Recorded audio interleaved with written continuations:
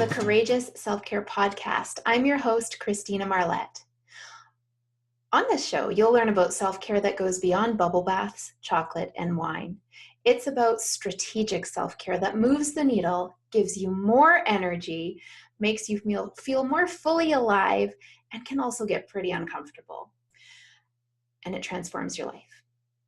You can go to our website, ChristinaMarlette.com, to find out your self-care style. Once you get there, you'll find a quiz. You can take that to learn what kind of self-care practices and style you already have. Today, we're going to be talking about specifically what self-care is. So last show, we talked about the courageous part of courageous self-care. And today, we're going to talk what the self-care is. There is a common misconception or misperception of self-care. Often when people hear that word, they think about going to the spa or getting pedicures or drinking some wine or eating some chocolate. And those are all fine, but you don't need my help for that. Now, there's also external self-care that is exercise, moving your body, what you put into your body in terms of nutrition, how you hydrate yourself, and your sleep habits. So those are all forms of external self-care, and they are important. For many years, I was on a quest for more energy, starting from the time I was in high school up until my mid-30s. Of course, a lot changed, but I was on this journey to find more energy. And people would say, well, that's weird. You're so optimistic. And I would just think, no, it's completely different. And lots of my self-care practices were external for reasons of vanity. I became a phys ed teacher and did a lot of exercise. I've been studying nutrition since I was 13. I'm very interested in food and healthy eating. I've studied sleep with some experts around that topic. I've studied hydration. And all of these practices I had put into place, but I still didn't have that energy that I felt was available. So what I did was I started personal development. I have invested a good chunk of time, the past 10 years, delving into the world of personal development, taking courses, reading books, having mentors, having coaches, putting into practice what I've been learning. And with all of that information, I did find this holy grail of energy. And it doesn't come from other people giving it to me. It doesn't come from necessarily eating the healthiest foods. It doesn't necessarily come from rest and hydration, although those are all very important. This is a different energy. It's a wellspring. So if you imagine a fountain that continually feeds itself, it bubbles up and over, and then it has a pump that the water continues to come to the surface and overflow.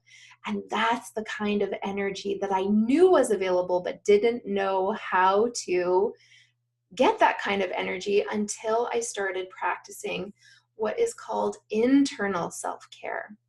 So internal self-care tends to be hard. It tends to be the harder stuff. It's not stuff that you can do on your own because you don't know what you don't know. I've taken the past year of really diving into what internal self-care is and noticing where courage is required. And from that, I've created 12 foundations of courageous self-care. And I'll be talking more about those next time. But what is important to know about that internal self-care is that it makes the difference energetically. So I'm going to pause there, let you digest that, and let you know that if you would like to be a guest on the Courageous Self-Care podcast, we are now taking applications. You can go to the website, ChristinaMarlette.com, which is MARLETT, and Christina with a CH.com, and click on Apply to be a Guest. Okay, so going more into this internal self-care. So I had been applying the external self-care for years, and I still didn't have the energy that seemed so elusive to me. What I learned from the internal self-care is that we're going to go a bit esoteric here. We have energy ties to us. They are in the form of light, but we can't actually see it. So we're getting into the invisible world. These energetic ties can either be flowing energy to us or they can be draining it. And as I did more and more personal development, I started to see that all of a sudden, after taking care of some unfinished business from my past, all of a sudden I would have more energy. And then I would be able to devote it consciously to the things that I want. So, for example, let me see. It's an example I can share with you. I did a very intensive women's empowerment course. And we did one particular exercise where it was really going deep. It was uncomfortable. It was not what I would call fun at all. However, once I came through it and the healing that took place on the inside was complete, all of a sudden I found that I had so much more patience for my children. And I was able to take so much more personal responsibility for what was showing up in my life, not feeling like a victim, but feeling empowered to be able to put energy towards changing my situation into what I wanted to envision for myself. So that is internal self-care.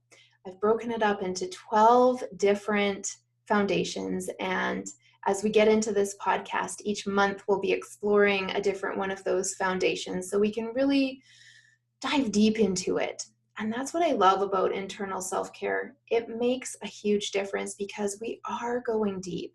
And I love when I hear people say, I never thought of it that way before, once I present one of the foundations or in my one-to-one coaching with clients, we explore a new foundation to the client and they'll just say, that has never occurred to me before. I've never thought of that before. I just love it when people say that. Why? Because a new thought can completely change your life. A new thought can completely change your life. Let's digest that for a moment with a couple of breaths. So breathing in through your nose and out through your mouth.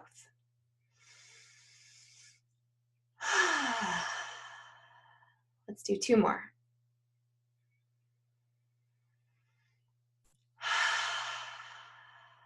Last one, really fill your belly like a big beach ball.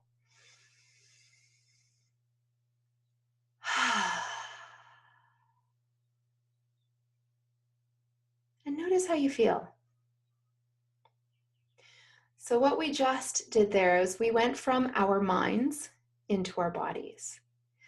As a certified embodiment coach, this practice is incredibly important to me, and I am on a mission to help people feel more fully alive in their bodies.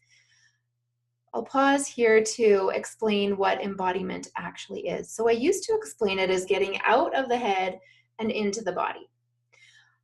And then recently I had a new thought that changed everything. Embodiment isn't about leaving your mind. It's about bringing synergy in between body, mind, spirit, and emotions. And that emotional body is often left out of the conversation, but our emotions are so important and so valuable that they have their own category. So it's not just body, mind, spirit. It is body, mind, spirit, and emotions. A great way to get information from our mind, from spirit, and from our emotions is by going into the body. And so courageous self-care always has an element of embodiment. We ask our bodies questions, and then I guide my workshop participants and retreat participants and clients into what I call a dancing discovery. That dancing discovery it's like asking a physical question and then your body answers it. And there's no way you can get it wrong. Then what we do is unpack the information that our bodies give us. So we observe what our emotions were during the exercise, we observe what our thoughts were, and we also observe what our bodies gave us in terms of information. The reason I love to go into the body is, well, there's two reasons. Number one, the body always, always tells you the truth. It doesn't have the ability to lie like the mind does. The mind can make up stuff, but the body cannot. That's reason number one. Reason number two is that the body always is in the present. It can't go to past experience. It can't go to future possibility. It just lives in the now. And so if you're working on being more mindful and having more presence, oh my gosh, the body is the best place to start because it's there already. And actually, there's three reasons why I love to go to the body. The third one is that I believe our body is our direct connection to spirit, for the two reasons I just mentioned, that the body is always in the present and that it always tells us the truth. Doesn't that sound like spirit? It does to me. So with this internal courageous self-care, it's so important to have the body involved. And just one more note on that, the way that we have been taught to learn as little kids, if you watch little kids learning, they learn with their whole bodies. They are soaking up the information from their environments like a sponge, but they're not sitting there, are they? No, they're not. If you have ever had the honor of being with a little kid, they are always on the go. Then as we get into the school system, often that is trained out of us. And the good kids, in parentheses, no, quotations, that's what I made, you couldn't see me. Good kids, in quotes, sit still. And then as we get higher and higher up in education, we focus more and more above the neck. So much so that when we get to post-secondary education, we're really just focusing on one side of the brain. And we're doing a huge disservice to all the information that wants to come to us through our bodies. Let me give you a brief example of what I'm talking about.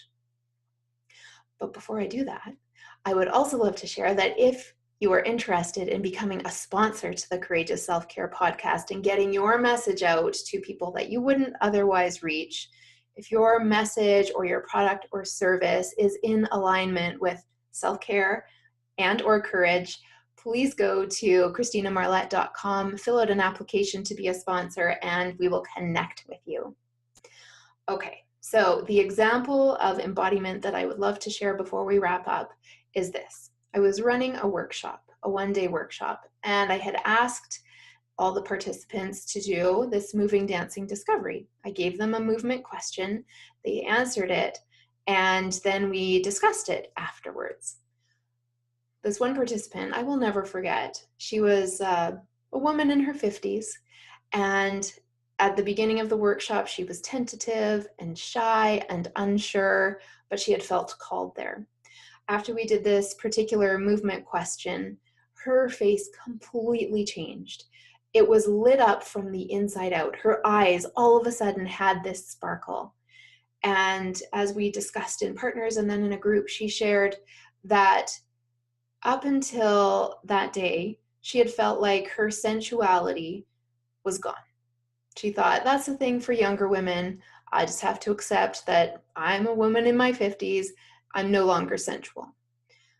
In one song, with one movement question, she said that she rediscovered her sensuality. It's like light bulbs going on. And so if we're talking in terms of that energy, that belief that her sensuality was gone was draining her energy. What an oppressive belief. Oh my goodness.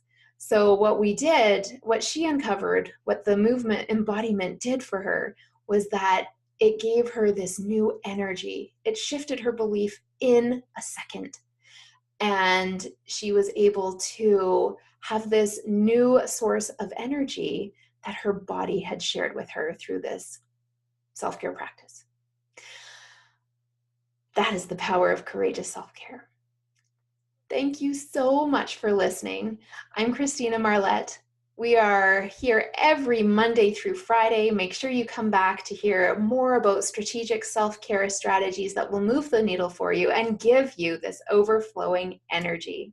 And remember to go to ChristinaMarlette.com to take the self-care style quiz to find out your style of self-care. Bye-bye for now.